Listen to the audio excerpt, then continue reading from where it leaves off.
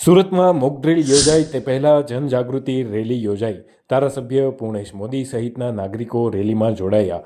ગુજરાતના 18 જિલ્લામાં બ્લેકઆઉટ અને સાયરનથી ગુંજી ઉઠશે। પ્રાઇમ માર્કેટથી શરૂ થઈ અને પાલનપુર પાટિયા શાક માર્કેટ સુધી આ જનજાગૃતિ રેલી થશે। આજે રાજ્યના 18 જિલ્લાઓમાં મોકડ્રીલનું આયોજન થનાર છે। સુરતમાં મોકડ્રીલ અંગે જનજાગૃતિ અભિયાન છેડાયું છે। સુરતના અડાજણ ખાતે જનજાગૃતિ રેલી યોજાઈ। પ્લે કાર્ડ દર્શાવી અને લોકોને સમજણ આપવાનો પ્રયાસ કરવામાં આવ્યો।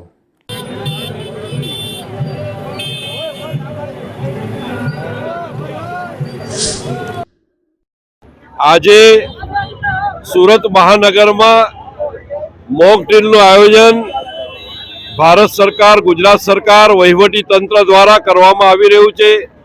સાંજે 4 વાગે લગભગ આપણા મહાનગરની 75 લાખથી વધારે વસ્તી છે ત્યારે સાયરન પણ વાગશે, મોક ડ્રીલ પણ થશે અનેક સ્થાનો પર। સાંજે 7:30 થી 8 બ્લેકઆઉટ પણ થશે। તો આ બધી પ્રક્રિયામાં લોકોમાં જનજાગૃતિ આવે, એને માહિતી મળે એવા શુભ ઇરાદાથી આજે આપણે અહીંયાથી આ રેલી કાઢી રહ્યા છે। જેને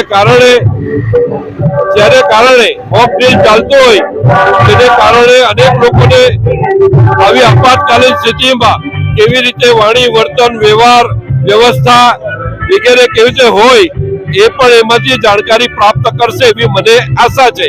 તો આ રેલી એક જનજાગૃતિના ભાગરૂપે છે।